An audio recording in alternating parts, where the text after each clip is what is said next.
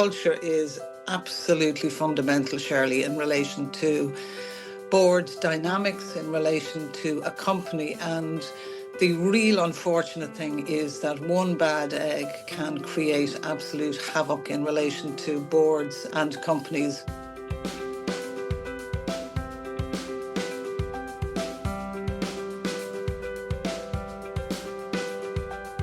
Hello, and you're very welcome to the Leadership Discoveries podcast.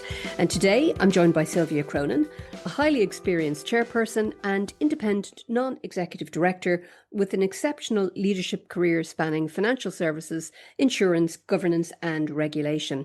Sylvia also currently holds a number of major board roles, including chairperson of Mercer Global Investments Europe, AIB Life, as well as Senior Independent Director of FBD Insurance and Canada Life. And earlier in her career, as I said, she served in a number of executive senior leadership roles and indeed a senior regulatory leadership role as Director of Insurance Supervision at the Central Bank of Ireland. And Sylvia brings a powerful combination of boardroom, executive and regulatory insight. And I'm very pleased to have her with us here today to talk about all things leadership. Sylvia, you're very welcome. Oh, thanks very much, Shirley, for that very kind introduction. I'm going, oh my God, my life seems very long. Well, I mean, it's you are extremely experienced with a long career, as we say, but a very diverse career as well. And Sylvia, if I'm right, I think you actually started off in this technology space. Is that right? I certainly did, Shirley. Yeah, I spent the first, I suppose, third of my career in the technology space before moving into general management. Yeah, very interesting career. And I suppose that was really what brought me into leadership in the first place. I was working for a startup insurance company, and basically they were interested in me building an IT system. And, you know, in terms of leadership, the boss I had in that first, I suppose, the first significant role in my career, he was an amazing visionary, you know, well before his time, and he had this. I suppose the same approach as my mother, God rest her, had, and that was Mulligan Oige agus Chuckishi, and that is basically a translation from Ireland that says, praise youth and they will flourish. And he had this vision that he wanted a paperless office. So he didn't tell me how to do it. He just said, this is what I need and this is what I want. So can you go off and do it? And it literally gave me, I suppose, a springboard into leading an IT function to deliver what was needed. So, you know, in terms of leadership and role modeling, Ron Corbett would certainly be my first major role model. That's fantastic. And what a great phrase as well, you know, just that sense of, you know, leading youth and giving them their head and letting them figure it out as well, I suppose, in many ways. Exactly. And it's amazing because if somebody does trust you to be able to deliver and sort of gives you your I won't say the space that you will deliver for people, you know, that building of trust will ensure that people let you off and let you deliver and come back with hopefully the finished product. Anything, Sylvia, just, you know, I'm conscious that you started off in technology and my goodness, where we are now in the space of technology, you know, over that time frame is extraordinary. But when you just think even of the concept of IT leadership, I suppose I'd just be interested to hear just your thoughts on, let's say, what makes a good technology leader, because we hear of so many projects that fail, that don't deliver what they're supposed to deliver, that fall out of scope, that have, you know, prolonged scope creep, all sorts of things. Just when you reflect on that, you know, what makes a good technology leader? I think in terms of technology, it's being able to see the big picture. You need to see the end game. You need to see, okay, what is it that I want to have at the end? When you know what you want to have at the end, you can work out the steps to get there.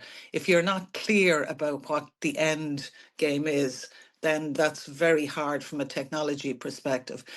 an awful lot of technology leaders they'll look at a project and they'll go, oh yes, you want a bit of this, you want a bit of that, you want a bit of the other, and they try to, as I say, it's a mixed bag of licorice all sorts. So what you have then is something that hasn't delivered what the initial scope was. So having that initial scope, ensuring that you're absolutely single-minded about how to achieve it, and then ensuring that you have the right people. I mean, it's all, no matter whether it's business, IT, every aspect of business, it's about having the right people in the right place with the right capability. And certainly technology, you need to have a curious mind. And a curious mind will ensure that you see around corners and see, okay, what obstacles are I going to encounter in the way? Being very clear about your project planning and ensuring that you do set what I would call deliverables in the short term, because this new method of agile delivery is actually very helpful in terms of ensuring that you do achieve the right outcomes. And that's really, really useful advice there, Sylvia. And I'm conscious that obviously you're playing a leadership role on a number of boards, and I'm sure you encounter technology then from the other side as such. What advice would you give to somebody who may be sitting on a board at the moment, who may not be the techie and their skill set may Yeah, not be in that yeah. domain, where there may be a lot of discussion around, digital, around new systems, around advanced technologies?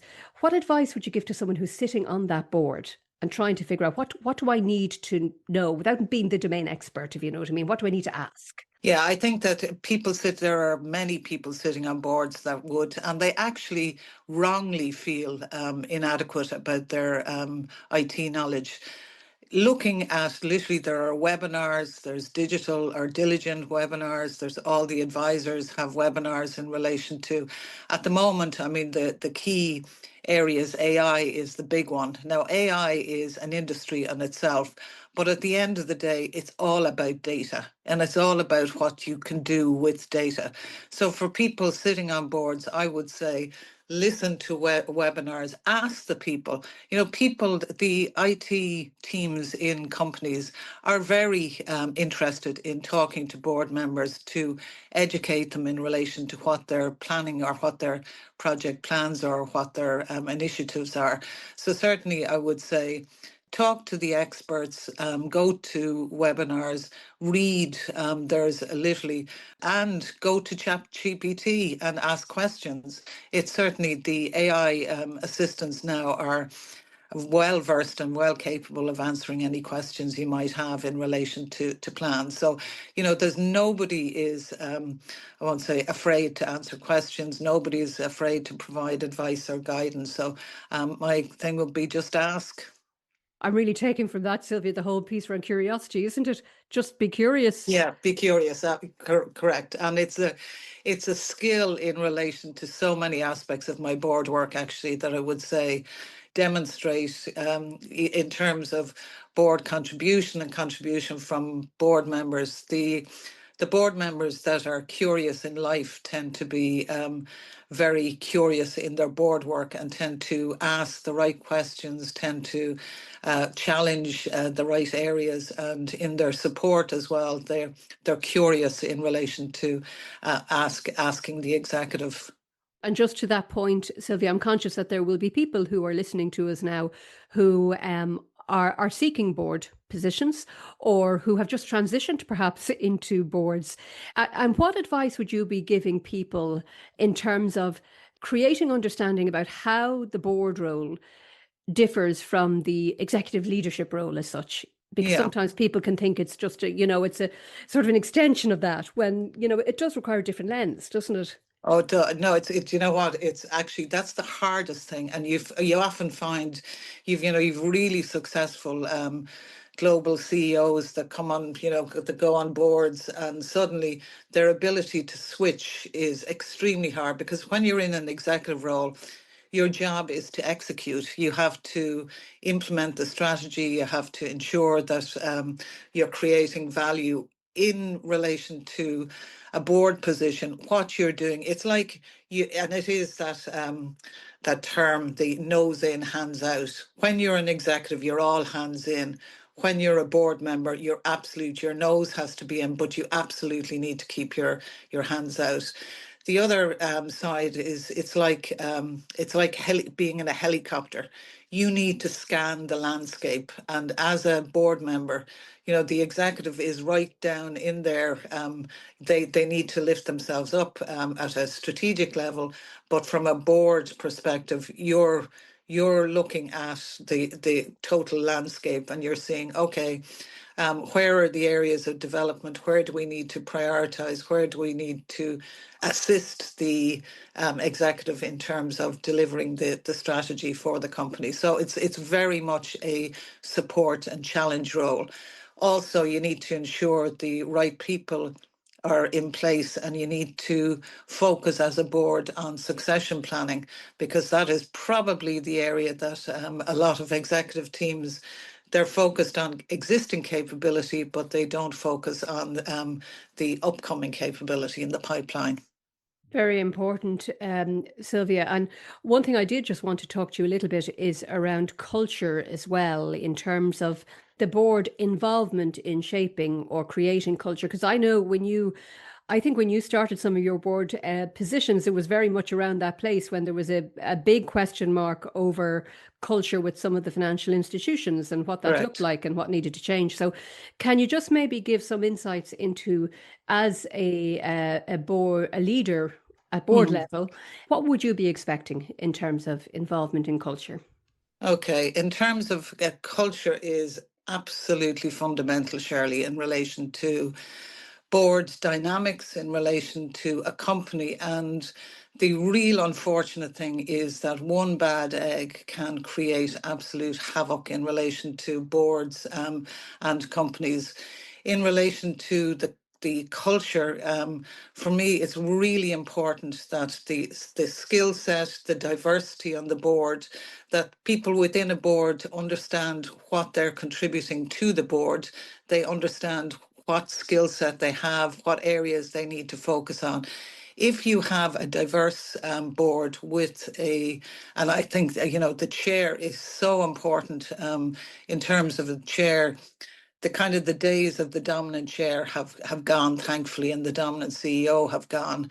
And now the position of the chair, the really important position of the chair, is being collegiative and yet firm and driven, and ensuring that all views are taken, but there is a decision reached by consensus, and people stand by that decision. The board dynamics, it's really critical to know what are our what do we want to achieve as a board within the year? What areas do we want to support the executive on? What areas do we see there are weaknesses in? And generating what I would call an open and transparent culture where there's respect for all board members and the executive, and leading, I suppose, ensuring that the tone from the top is one that, we won't accept bad behavior. We won't accept a dysfunctional culture within the business, and ensuring that you stand by it, because probably one of the easiest things to do is to let creep flow. And when creep starts, it's actually a lot more difficult to deal with it than if you deal with it head on. And of course, Sylvia, you have the two perspectives. You know, you are chairperson of a board. You're also a board member as well. So, just really interesting perspectives on that. I'm really interested in what your thoughts are at the moment in this very uncertain environment that we have at the moment, where we seem to lurch from geopolitical crisis to the next. And I often, something that occupies my mind sometimes is how prepared leaders are to lead in crisis. And I'm just wondering, from your perspective, are we preparing leaders enough to lead through crisis? Okay, well, what I would say is how I mean, I have a huge amount of time for the next leaders. I think the next leaders that are there, they have been exposed to a phenomenal educational system. They've been exposed to great leaders globally. They've had access to insights through the internet. So information is readily available. Exposure to the brightest and the best, it has never been easier. And I suppose their confidence level has been increased dramatically. It's gone from kind of the state and input. And so from that end, I would have huge regard for the future leaders. I suppose my biggest concern has been the COVID environment where people weren't socializing. And I do believe that social interaction is critical in terms of leadership and in terms of I suppose you look at the hybrid working environment. Remote working is very antisocial in terms of actually dealing with teams. So that area is, I suppose, a blip. Yeah, and Sylvia, I mean, I think that's really interesting because I hear that from a lot of people, and of course, it is a struggle for organizations, just in terms of that dilemma of Mm, allowing, in inverted commas, hybrid working, how you yeah, manage performance, how you build careers. But I think one of the points that you're talking about there is so essential at that early career stage, particularly. It's where we need to see that social interaction, where people exactly. are Yeah, shaped in many ways. correct. Yeah. And the looking at the leaders of the future in relation to the geopolitical environment, I mean, certainly I think we've come through so many crises. We came through the financial crisis, we came through COVID, and now you're going, okay, we've got the impact of what's happening in the States and what's happening, in the Middle East. That is a real concern from a leader's perspective. Yes, you need to be mindful of the geopolitical, but I think probably the AI, the outsourcing is probably the two areas that I'd say really need strong focus from both leaders and board members going forward, because that has the ability to basically completely and utterly transform the way business is done. Hmm. And can I just pick up on one thing? And I don't want to go into a big discussion about overregulation or anything like that, but I'm just wondering from your perspective, because I do hear it from a number of people that sometimes when the system has come under pressure, when there have been problems in the system, the immediate reaction is to overcompensate, let's say, in terms of Yes. controls and Yeah. in any environment. I'm not Yeah. just talking about in financial regulation environment. Do you think there's a time to start trusting the system? Do you know what I mean? And to start rolling back on things. And is that easy to do once you've put all those controls in place? Can you actually start releasing? Do you know what I mean? Yeah, I mean, we would have seen it after the crisis. There was significant focus, for example, on the regulatory side in terms of putting in controls. That has really assisted the financial system, for example. It's gone to overkill in a number of areas. And now, even if we look at the EU, we're looking at simplification. So there is an understanding, there is a recognition at an EU level and at a global level that, yes, the pendulum has swung probably a little too far in relation to controls. However, that risk averse mindset is just absolutely critical in terms of doing business. So I do think that it's good that we got to where we got to, and now we're bringing it back.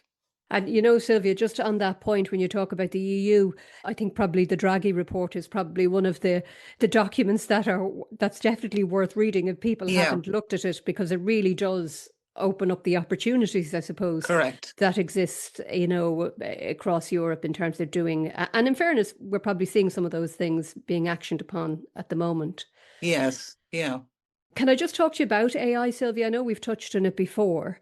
How do you think organizations, just from either your networking discussions, yeah. whatever, are really maximizing AI for the benefit of all stakeholders? Because there is an ethical dimension to all of this. There's Yeah, the yeah. productivity, there's the customer, all these various stakeholders. How are organizations doing that? Or are they doing enough of really thinking about the potential and indeed the Mm, dangers, quite mm. frankly?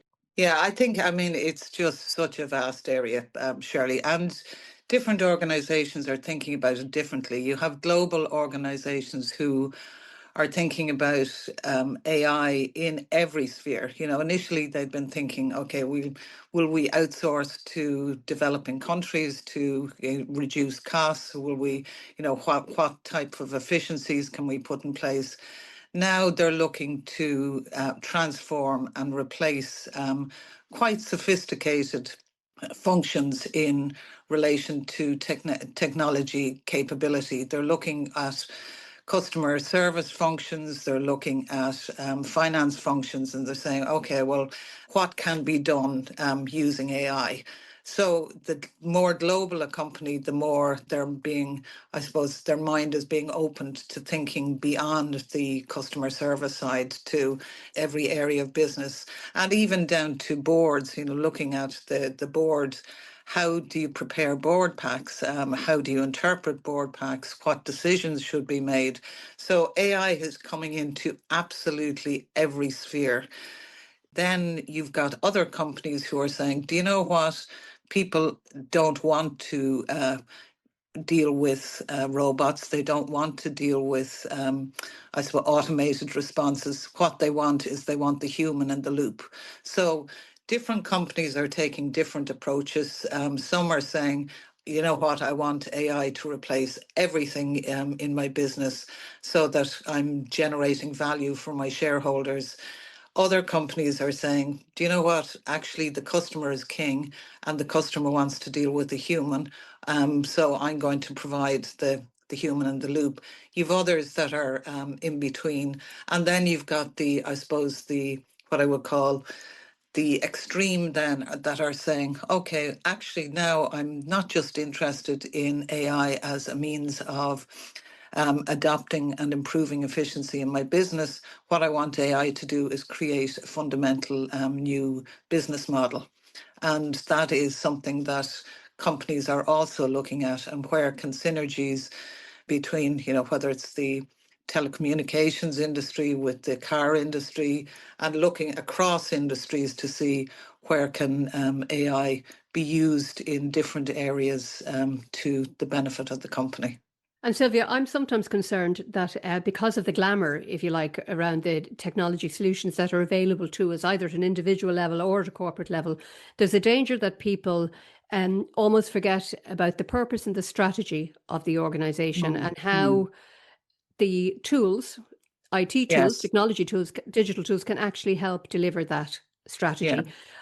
Do you see at all people doing what I'm suggesting perhaps is jumping to the glamour, to the solution, rather than just stepping back and saying, whoa, hang on a second, what are we actually trying to do here? No, absolutely. And that is, I suppose, that's where board members are really important, Shirley, in terms of, you can have an executive team that have their hands in all the time, and suddenly they're wowed by this, this super duper solution that they think is going to add value.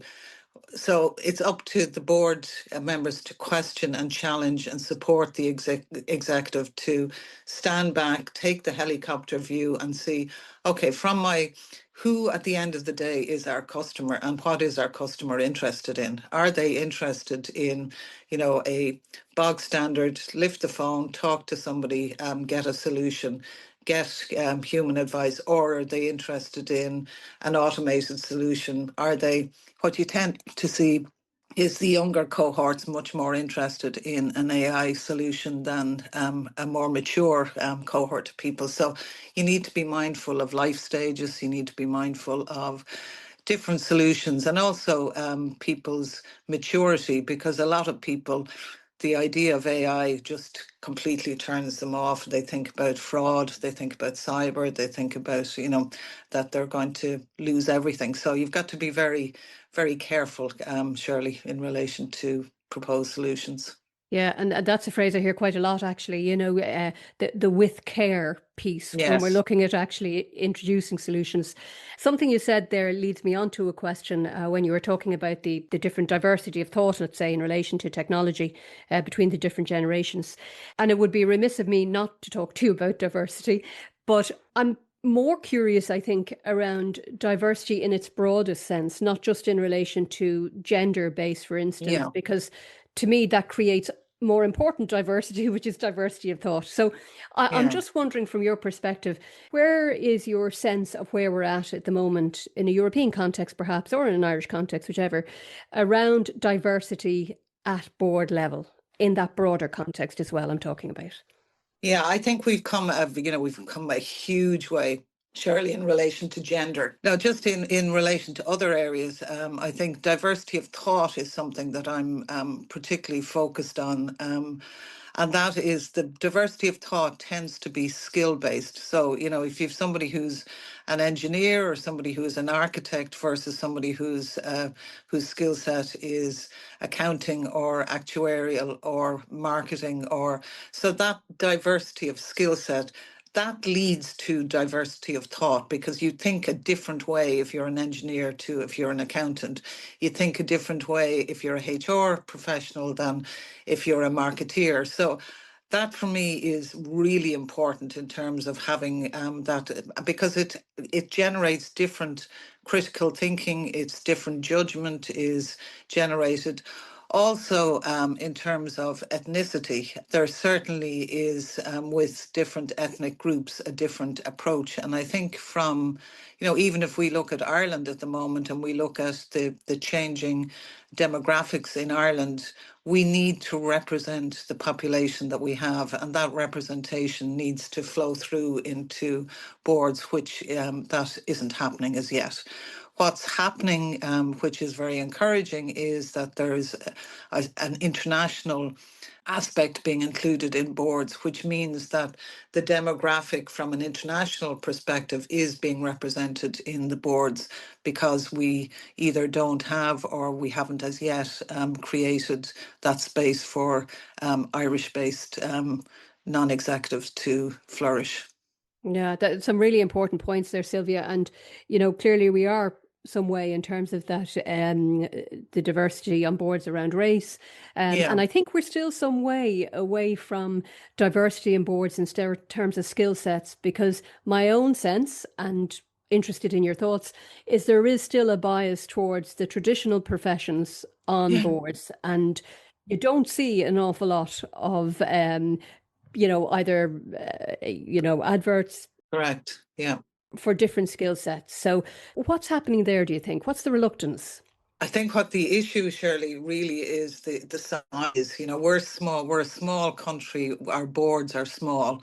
For a board, if we take a typical financial board or even a non-financial board, you still have to have your annual set of accounts. So there needs to be an accountant, somebody on the board that has financial expertise to be able to review the accounts and set. Then on if take it's a banking board or an insurance board, you need to have somebody who's got experience working, general experience of an insurance company or a bank. So so now we're at two, INEDs on a board. Yeah. An awful lot of Irish boards only have two INEDs or three. It's the larger companies that have more INEDs. And in fairness to the larger companies, I've seen a significant shift in terms of skill set, where they are recruiting people with whether it's HR, risk governance, and marketeers. Yeah, no, very interesting, Sylvia. I just want to kind of bring us towards the end of this conversation back to you a little bit. And you've had many different roles in different organizations. No doubt you've taken some risks in terms of moving from organizations. Yeah. And I'm just wondering about that piece around moving, through your career into different organizations as such. And there will probably again be people listening to this who are thinking about, I have an offer from another organization. What am I going to do? Do I stay? Do I go? What advice would you be giving to people like that? Okay, my advice is go with the flow, Shirley. And I know that sounds kind of pat, but it really is important to get diversity in your career. You do get stale when you've been in a particular role in a particular place for a very long time. Within an organization, move within an organization if you're very happy within the organization. But it's really, for me, it's the 7 year itch. You absolutely have to move after 7 years. The other area is, in companies they typically have what I would call a 3 to 6 year cycle where, the strategy is developed and executed within 3 years, then it's refreshed within another 3 years. Then the CEO tends to refresh within a number of years. There's certainly a period of tenure for a CEO. When a new CEO comes in, they want to bring in their own team. They want to nurture their own team. So, my advice to people is always, go out there, grab opportunities. Don't hang around with either negative people or in an environment where you think, oh, it wasn't like that in the old days, or with the last executive team we didn't do this. You either go with it, put yourself full into a new environment, or find something else. There's plenty of opportunities out there once you have the courage, because it takes courage the first time, but actually after that, it's very easy to do it. Great, Sylvia. So be brave and take ownership. I'm hearing from Exactly. you there. Correct. Yeah, absolutely. Yeah. Yeah. Yeah. Sylvia, it's been an absolute pleasure to talk to you here today. And thank you so much for joining me. It's really been great. And of course, we could talk probably for another hour, but we're busy women and we don't have time to do that. Sylvia, Exactly. thank you very much indeed. Thank you so much, Shirley. I hope you enjoyed today's conversation. And I know for me, every conversation leaves me with something new to think about. So that you don't miss any of these episodes, you can subscribe to the Leadership Discoveries podcast. Do connect with me on LinkedIn or visit shirleykavanagh.com for more resources to help you reflect and support you in your own leadership journey. Until next time.